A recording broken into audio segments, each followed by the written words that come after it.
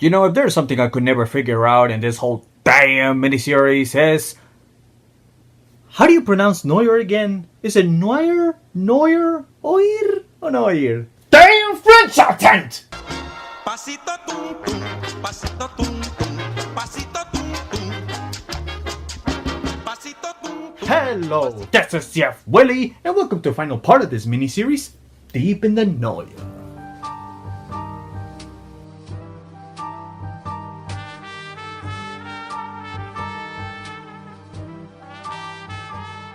Now that I mentioned the pessimism of Noir, their dark shadows, and the theme fatal, let's talk about Chinatown L.A. Confidential. What did they have in common? Neo-noir.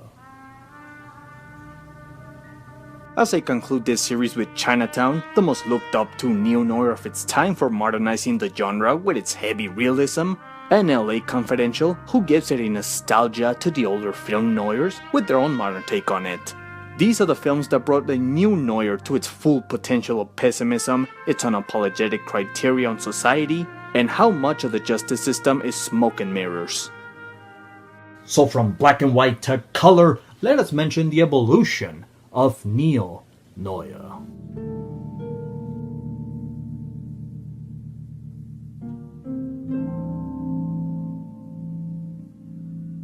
In most cases, as in Chinatown, this was one of those movies that I, in my ignorant mind, got lost in the first viewing. It was loaded with plenty of solving case dialogue that I had to really pay much attention, or I would lose track on what was going on, and it is an effect that can overtake some viewers with this genre. Just like puzzles take time and effort to see the clear picture in the end, noir likes to take its time, establish the plot until we get all the answers in the end. But people that are not fans of noir or detective stories can become impatient and lose interest. They don't want to feel like they're doing homework, they just want to be entertained. That is why some of the classics like Sunset Boulevard or Double Indemnity are looked up to the most, because it easily gives you the outcome at the beginning. We know the main lead is going to die as it slowly unravels what led to where they started. It is popularly said that noir first started in 1941 with the Maltese Falcon and then died out in 1958 with Touch of Evil. But it doesn't mean the genre completely vanished. Rather, it evolved to neo-noir, also translated to the new black. The same pessimistic tone and mood still apply to the new modernization of noir, but despite now being in color, which mostly was in yellow instead of being black and white, they were a lot darker than their last predecessors.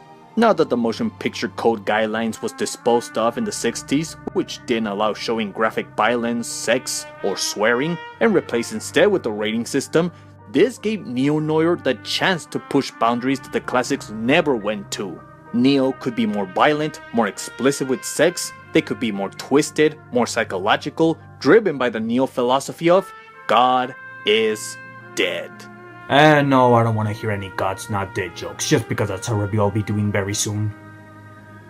Going back again to the philosophy of film noir, it explains how the American audience has departed from the conservative values while pointing out the immorality that has impacted the new world. Seeing noir as a response or reaction to the death of God helps explain the commonality of the elements that critics have noted in noir films. For example, it explains the inherent pessimism, alienation, and disorientation in noir. The greatest fear that neo-noir approaches more boldly than the classics is that of, what if there's no hope for the afterlife? The ideal of God being dead is a harsh reality, a reality that the genre embraces but sets up a chaotic world without morals or values of religion or the teachings of a loving God. It's depressing in the sense that Neo introduces a world where crime, corruption, and prostitution rule the world, without the interference of a higher being that promises justice in the end. If a world so chaotic can exist, then where does that place God? Or have we just woken up from these old beliefs and accepted the hard alternative of reality? And I will strike down upon thee with great vengeance and furious anger, and you will know my name is the Lord. That would explain the tragic impact that Chinatown leaves us with, and that would also explain how broken the system is in L.A. Confidential, which seems like hasn't changed that much since the 50s and 90s. Every time I come across with Chinatown or Confidential, somebody has to make a small comparison about them. So, it's fitting to test if they hold any water to those comparisons. Both movies take place in Los Angeles. The heroes work in the justice system, either as private detectives or police officers. They open up with an infidelity case. They both have themes of selling a false image to the public. It involves authority and political corruption. Their soundtrack music was composed by the same guy, Jerry Goldsmith, credited with some other great composed music of his. And they individually have their own sex, rape, assault, scandals involved in the movie. Polanski in space! I'll take that Y from you if you don't mind.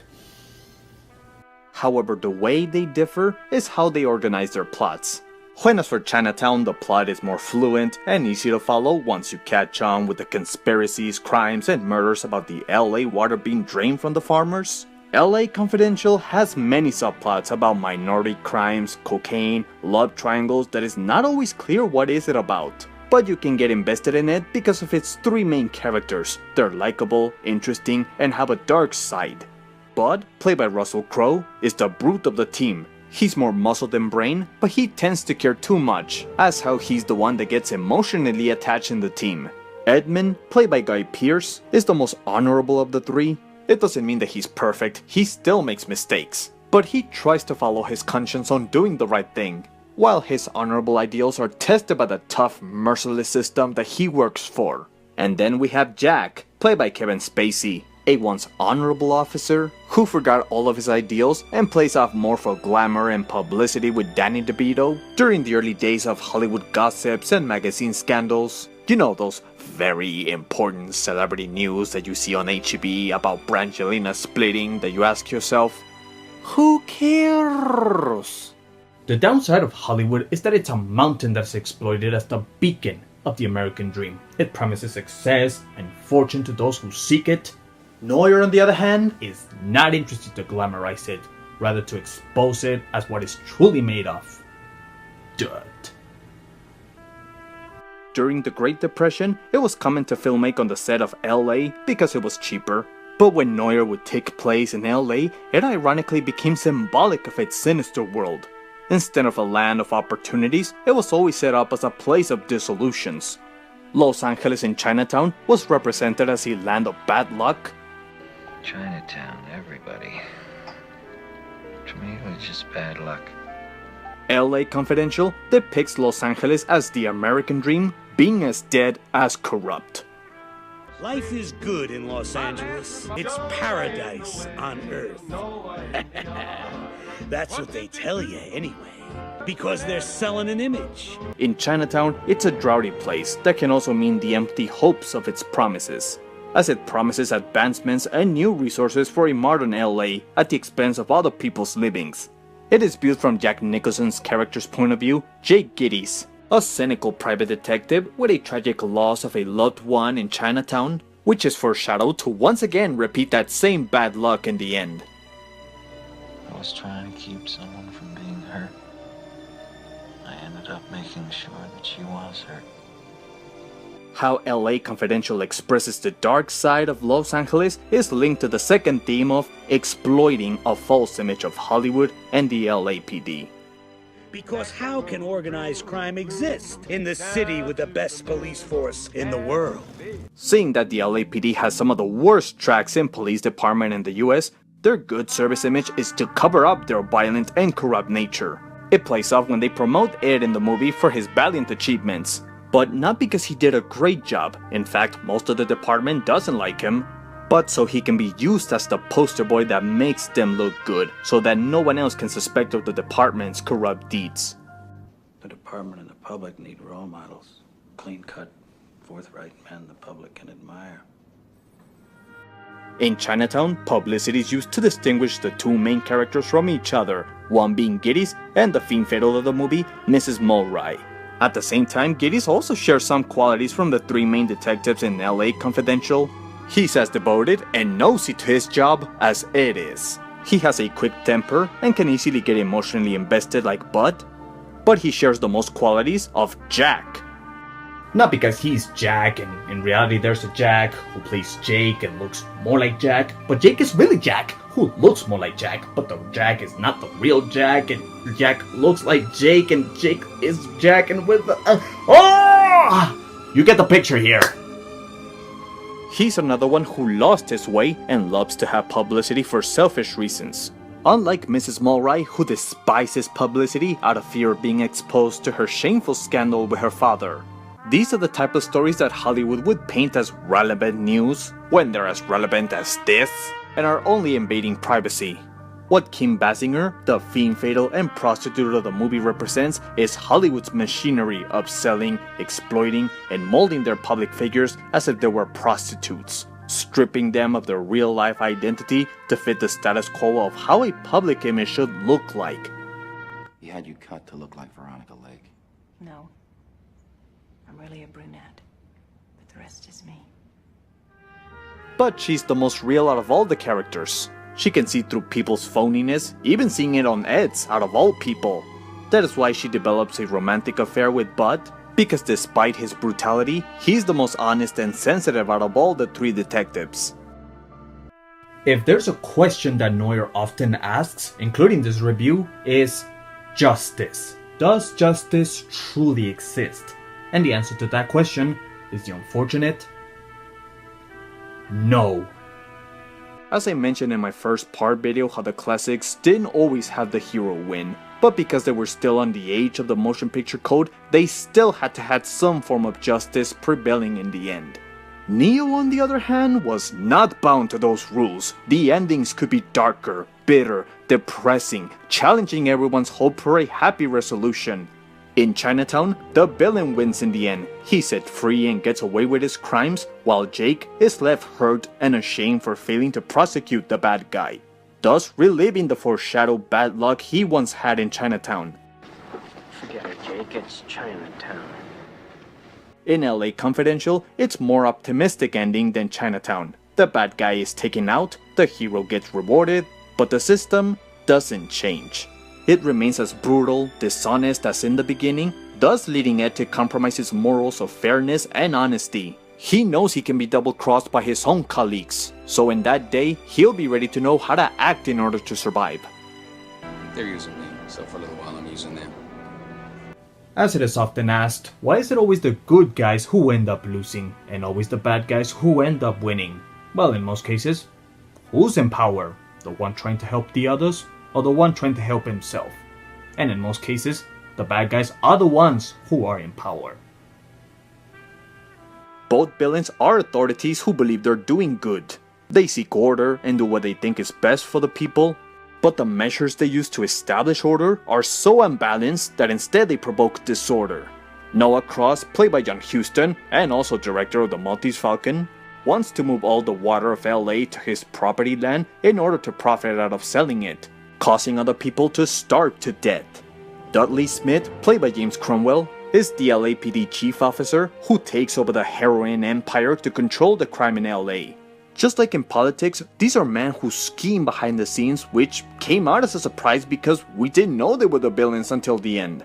But unlike Noah Cross, who doesn't want publicity, obviously so no one can discover his diabolical deeds, Smith wants publicity in order to be portrayed as a hero who defeated crime, continuing the theme of exploiting a false image.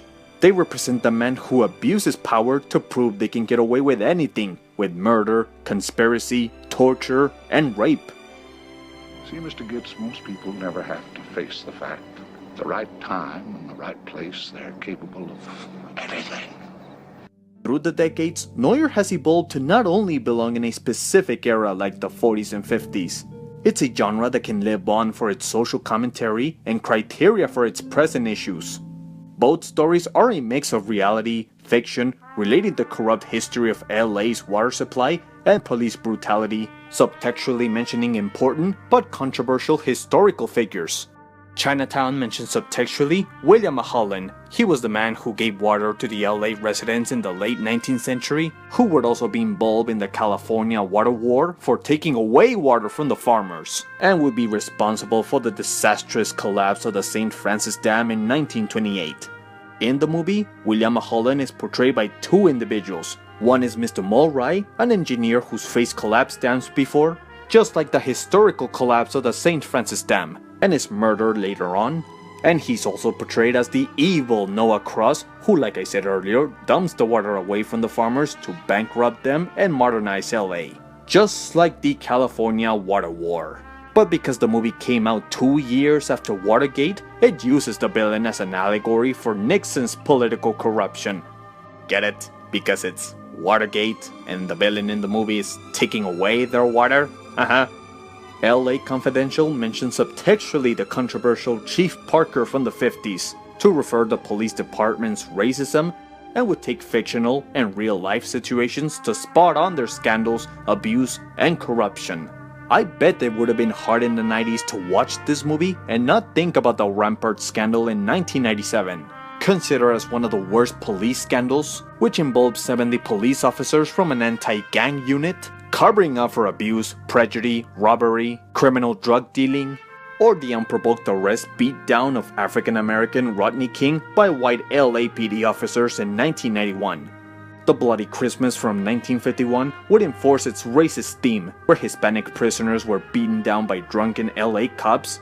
Even though the Night Owl Massacre was fictional in the movie, it's a good example for how easy it is to frame minorities in the US for uncommitted crimes, as the subplot frames 3 African Americans by the police department itself. These movies show that political leadership is a dirty game that sells empty expectations for a better future.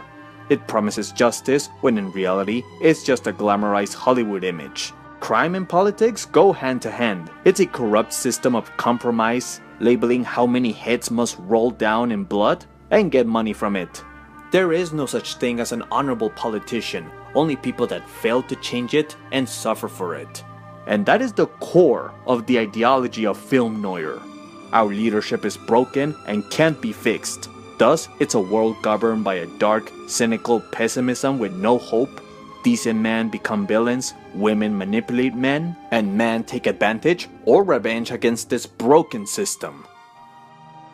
In conclusion, neo-noir will never go away because it will always set alight how society becomes demoralized through time and how they've gone away from their own principles. And that is what's so amazing and depressing at the same time about these two films.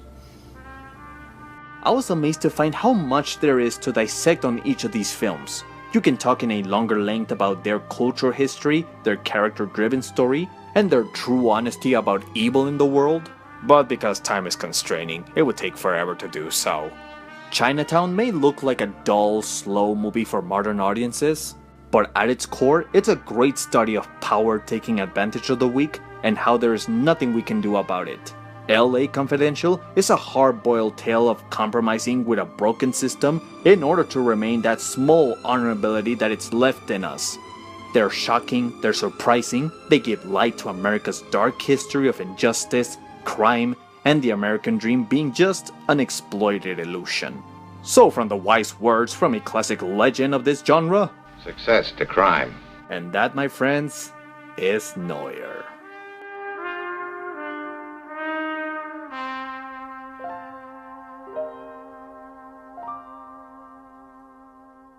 Well, I hope you enjoyed my series about how humanity sucks. Now, do you have any favorite film noirs? Any favorite neo-noirs? Leave your comments on the section down below to hear what are some of your favorites. And if you liked this video, leave a like and subscribe for more content. Well guys, tune in next time because I will go superhero oriented as I ask the question, what is Shane's place in Logan? So for now, that's it for today. Ciao. Pasito tum tum, pasito tum tum.